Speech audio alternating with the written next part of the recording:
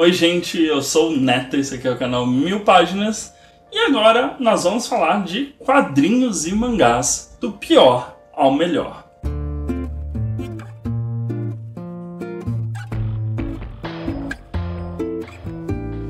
Bom, então antes de começar os recadinhos de sempre aqui do canal, não esquece de deixar seu like, seu comentário, se inscrever. Lembrando que essa listagem ela é da pior leitura de 2023 de quadrinhos e mangás até a melhor leitura que eu fiz nesse ano. Essas opiniões são inteiramente minhas, então se você discorda e acha que deveria estar outra posição, é só deixar nos comentários, como educação. Mas, de modo geral, isso é uma boa amostragem do meu ano e eu gosto porque eu consigo falar de alguns quadrinhos ali na meiota que às vezes não fiz o vídeo deles a tempo ou alguma coisa nesse sentido, mas dá para citar eles nesse vídeo de fim de ano. Então vamos lá, eu acho que para a 10ª posição, para o pior quadrinho e mangá de 2023, não existe outro título que possa receber a coroa de pior leitura, senão O Jogo do Rei. Enfim, esse mangá, ele não tem pé nem cabeça, é uma história que no primeiro volume ela até te engana, fazendo parecer que talvez tenha alguma trama, talvez ele possa te entregar algum mistério, mas rapidamente isso é jogado fora e vira apenas um Battle Royale entre os adolescentes, em que quem não cumprir a ordem do rei vai morrer, de algum jeito muito mirabolante. E a graça dessa história estaria no modo como ela vai escalando e ficando mais absurda. Porém, é tudo tão mal feito, é tudo tão corrido, sem falar que o desfecho é um dos piores desfechos de ficção científica que eu já li, que, sinceramente, eu não sei como esse mangá foi, trazido para o Brasil, porque ele é muito ruim. Ele é extremamente o fruto de sua época, mas ele é um fruto ruim de sua época e não tem como. É a pior colocação e vai ser a pior colocação de leituras durante muitos anos. É imbatível o quanto isso foi ruim de ler. Em nono lugar, a gente tem também Samurai Dog, do Chris Tex e Arte dos Santos, que eu já falei num vídeo aqui no canal, né? Tem um vídeo só sobre essa obra, que é um quadrinho cyberpunk em um universo meio furry, em que a gente vai acompanhar um cachorrinho que teve a mãe morta e foi abandonado, promulgando uma vingança ali, né? Ele tá em busca de alguma coisa que nem ele sabe direito o que é, mas ele parece um quadrinho que não foi pensado para ser um quadrinho. Ele parece um quadrinho único e exclusivamente para vender a ideia de um roteiro de cinema. E um roteiro não necessariamente muito interessante, para ser muito sincero. Ele tem alguns clichês, os tropes repetidos de histórias de cyberpunk e faroeste de um modo geral. Ele não cativa e também não gera uma história que você fale: nossa, que história legal. A arte dos Santos é irretocável, a arte é muito bonita da história. Mas sem um roteiro que acompanhe ou faça o desenhista pensar nessas cenas de uma maneira interessante, acabou sendo um quadrinho bem água com açúcar e uma decepção pessoal, porque eu tinha apoiado isso no Catarse. Então é bem ruimzinho, bem fraquinho. E ainda por cima a história não se encerra nesse volume, é o primeiro volume, nem sei se já está planejado um segundo volume, mas se tiver, sinto muito, dessa vez não conte comigo. Em oitavo lugar, a gente tem a minha leitura dos 2 primeiros volumes de Toriko, do Shimabukuro. Que mangazinho meia boca! Ele não é extremamente ruim, ele não me ofende sendo extremamente ruim, mas esses 2 primeiros volumes eles entregaram exatamente o contrário do que eu gostaria de uma história de gourmets, né, de cozinheiros. Então é uma coisa meio Hunter x Hunter com Hunter x Hunter gourmets, né? Aqueles hunters que são especializados em comida, mas é feito do jeito mais sem graça possível, porque o protagonista é overpower. E aí a gente junta com o fato que a arte do Shimabukuro não é muito inspirada também, então a gente tem algumas cenas bem meia boca para um roteiro bem meia boca também. E aí nada engaja, nada cativa, os personagens são meio chatinhos, então tá na 8ª posição só porque os 2 que vieram antes são muito ruins, porque senão estaria na última com toda certeza.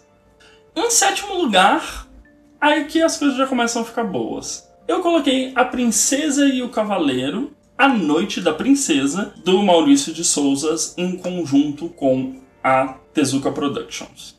Por que ele está em 7º? Eu gostei, achei um mangá bem divertido, acho que o pessoal da MSP conseguiu fazer uma representação de uma obra do Tezuka muito bem. Eu gosto de como os vilões são divertidos nessa história e não são exatamente vilanescos a ponto deles precisarem de uma punição no final. Mas eu confesso que eu acho muito negativo o fato da gente não saber quem está por trás dessa história. Porque, obviamente, não foi o Maurício de Souza nem o Tezuka, que já morreu, que fez essa história. Apesar de serem eles os creditados. Então, tem essa parte por trás da história que me incomoda bastante. Então, ele está ali na 7ª posição. A obra em si, eu acho show de bola, foi uma delícia ler. Agora, todo esse imbróglio por trás e não acreditar as pessoas que fizeram o roteiro e as artes e tal, aí realmente 2023 já não dá pra gente levar numa boa esse tipo de coisa. Em 6º lugar, a gente vai ter Perfect World, da Rie Aruga, que é um mangá muito, muito, muito complexo. A história é legal, os personagens, tirando a protagonista, são legais. Eu gosto de como a temática de amor entre uma pessoa que possui uma deficiência e uma pessoa que não possui está sendo abordado, né? O mangá ainda não acabou a publicação aqui no Brasil, né? Então eu tô lendo por aqui, então vamos até onde eu li, mas está sendo construído de uma maneira bem da protagonista entender as limitações, entender o que significa ser uma pessoa com deficiência no Japão e dentro da própria senso de moralidade, comunidade japonês, né, o modo como eles encaram isso. Então todos esses elementos eles são muito legais. A arte da Aruga é muito boa. Mas a protagonista é completamente insuportável. Eu não aguentei, e é a principal crítica que eu tenho com esse mangá, que é essa idealização de uma relação romântica e o modo como ela não consegue lidar com as coisas como elas são, e sim como ela gostaria que fossem. Então, pra mim, gera um estranhamento e uma desconexão da personagem muito grande. Então, por mais que eu esteja gostando da história, ele tá aqui em 6º lugar. Em 5º, a gente tem Nem Todo Robô, do Mark Russell, com arte do Mike Deodato Jr., que é um quadrinho difícil. Ele é um quadrinho muito complexo, porque a gente tem uma sociedade onde todas as pessoas têm direito a um robô. Um robô desse estilo que a gente imagina os robôs em filmes, em que eles vão fazer todas as atribuições, limpar, passar, trabalhar. E por conta disso, não há mais empregos para os seres humanos. Os seres humanos dependem totalmente da renda que advém desses robôs. E aí começa uma crítica muito interessante ao sistema que a gente vive como um todo. De que futuro é esse que todas as pessoas vão ter acesso aos seus próprios robôs, mas para a gente continuar vivendo, a gente obrigatoriamente precisa que esse robô trabalhe exatamente nos moldes que a gente trabalha atualmente e tenha uma renda para que a gente possa, né, sobreviver. E isso não é pensado em nenhum momento, sabe? Tipo, gente, a gente tá literalmente no futuro e a gente ainda tá seguindo esses moldes extremamente pré-fabricados aí de mais de 2000 anos. Então, ele é um quadrinho muito complexo. Porque, além desse subtexto maravilhoso, que ele acaba não sendo o foco principal, a gente tem a questão de que a família que a gente tá olhando acredita que o robô dela quer matá-la. Estão acontecendo alguns incidentes de robôs, né, perdendo a cabeça e assassinando humanos. E essa família em questão, ela olha para o seu robô, que tem uma jornada extremamente exaustiva no trabalho, chega em casa e ele só quer paz e pensar nele mesmo. E essa família olha esse comportamento e fala, não, ele quer me roubar, ele quer me matar, ele quer destruir a gente, tacar fogo na nossa casa. Então é um quase um thriller em que esses preconceitos de pessoas que precisam desse robô vão criando na cabeça delas e vão validando dentro da cabeça delas, ao mesmo tempo que tudo isso é um reflexo de como a sociedade está organizada nesse futuro, sendo exatamente como a nossa sociedade está organizada atualmente.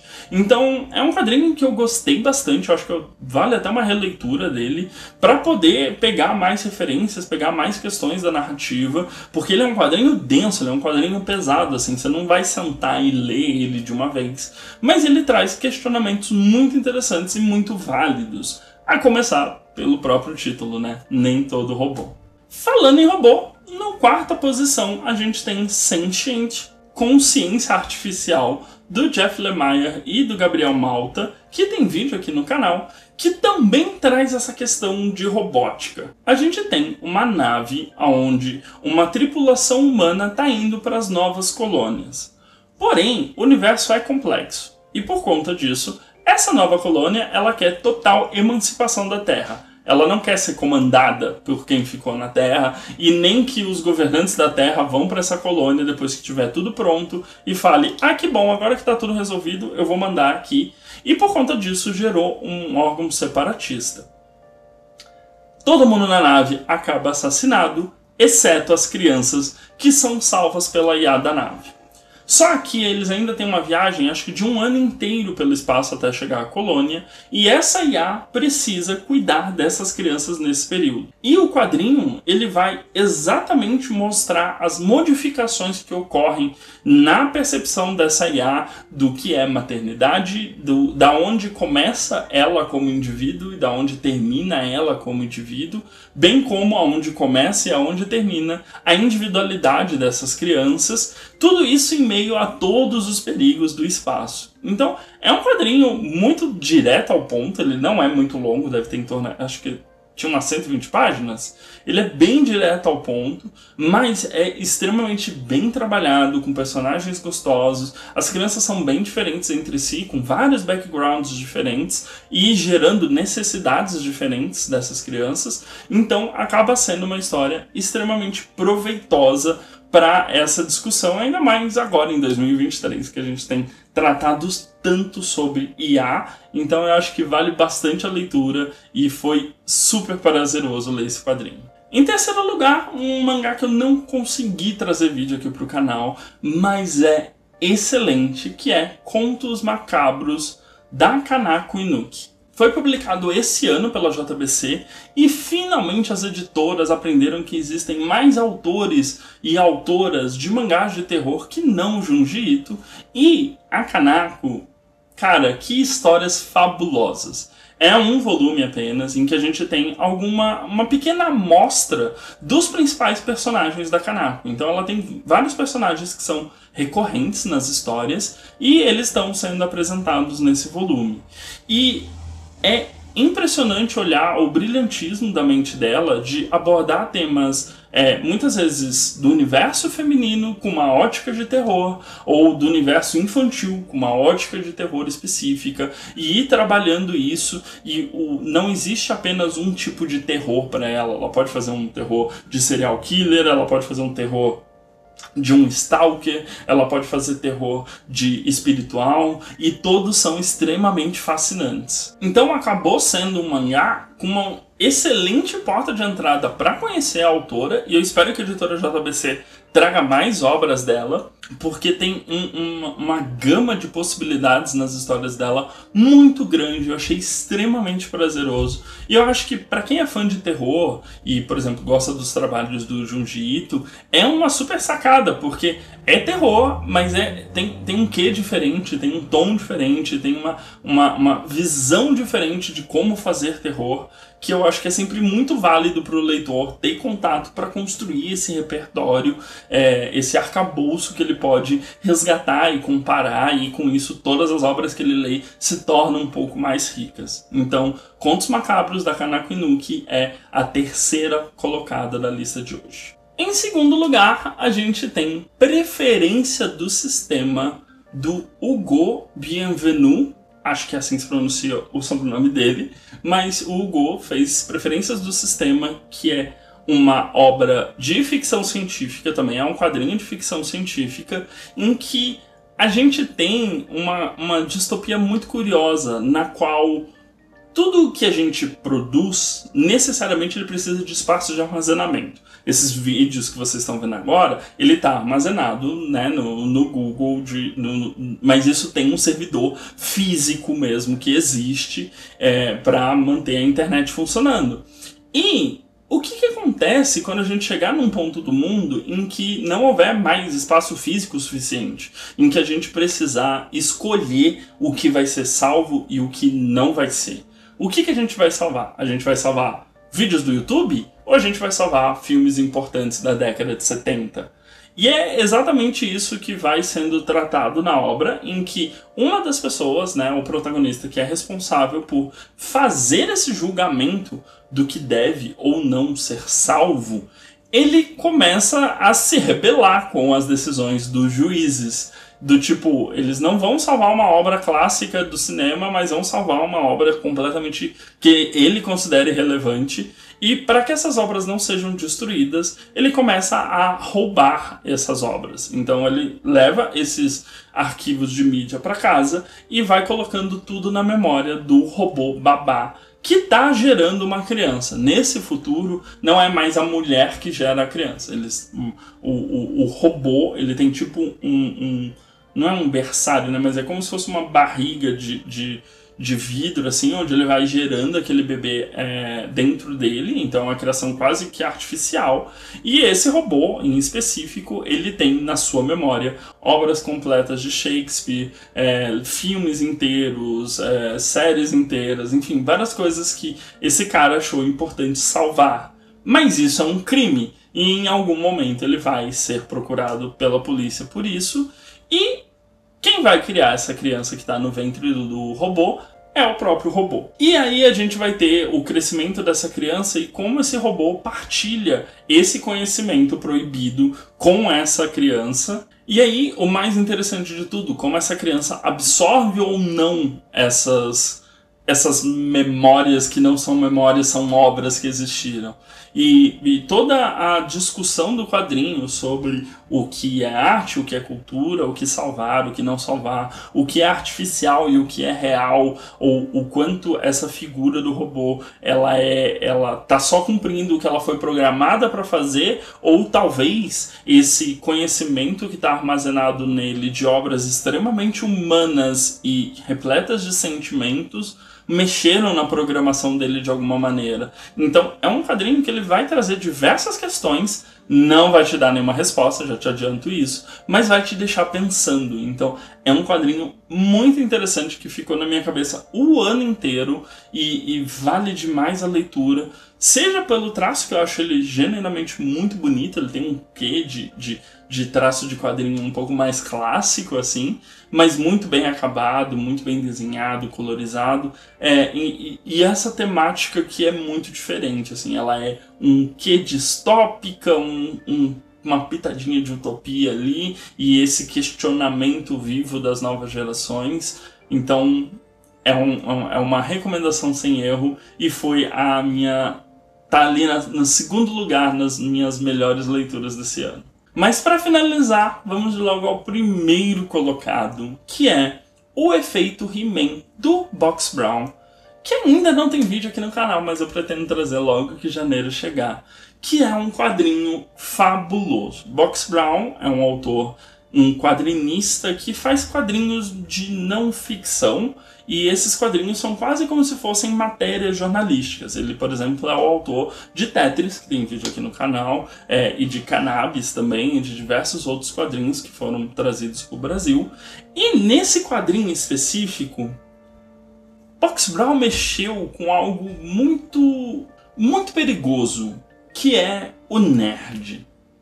Ele vai explicar como pessoas da minha faixa etária, né, que está ali entre seus 28 até seus 40 anos, que passaram pelo boom das animações dos anos 80 e dos anos 90, acabaram sendo um pouco manipuladas, e como a indústria por trás desse marketing sabia exatamente o que ela estava fazendo com essas crianças. Do tipo, promover uma ligação afetiva e emocional com brinquedos e desenhos, única e exclusivamente para manter esse público engajado e comprando cada vez mais.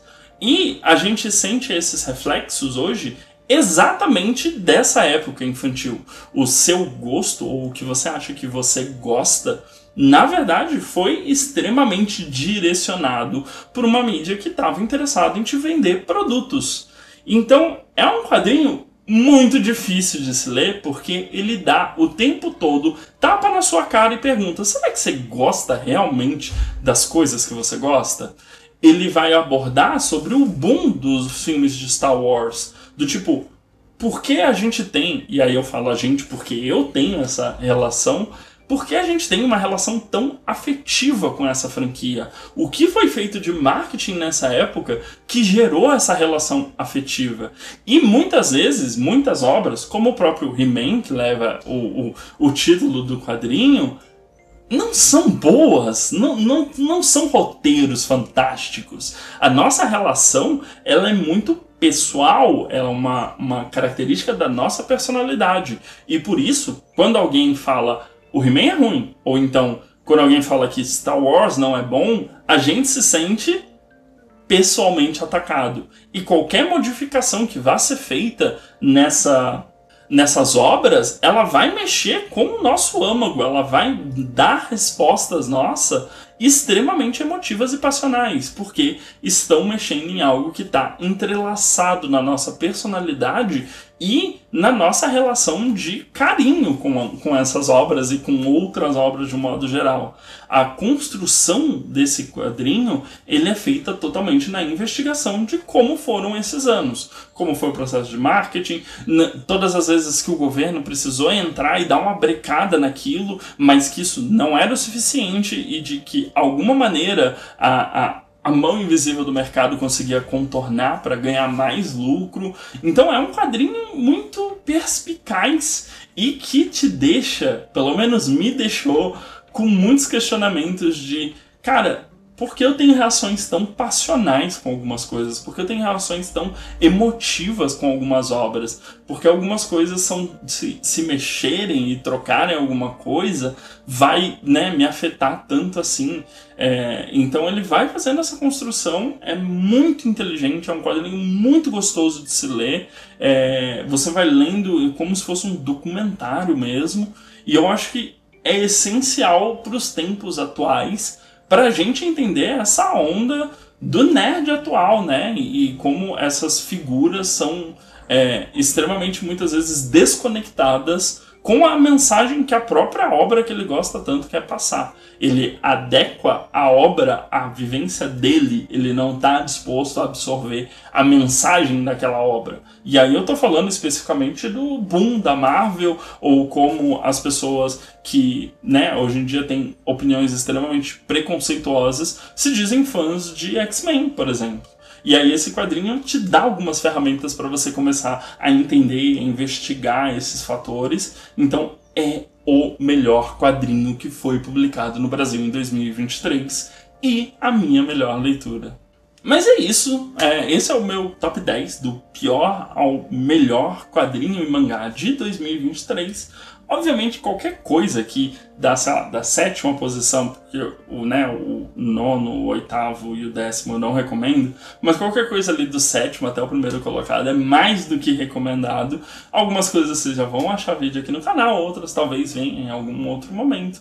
Mas foi um ano em que eu li bastante e essas obras permaneceram comigo. É uma lista que eu acabo fazendo no decorrer do ano, eu nunca espero essa reta final para fazer, então é bem pensadinho, eu juro que é bem pensadinho. Mas é isso, esse é o último vídeo de 2023, eu agradeço a companhia nesse período, nos vemos no ano que vem.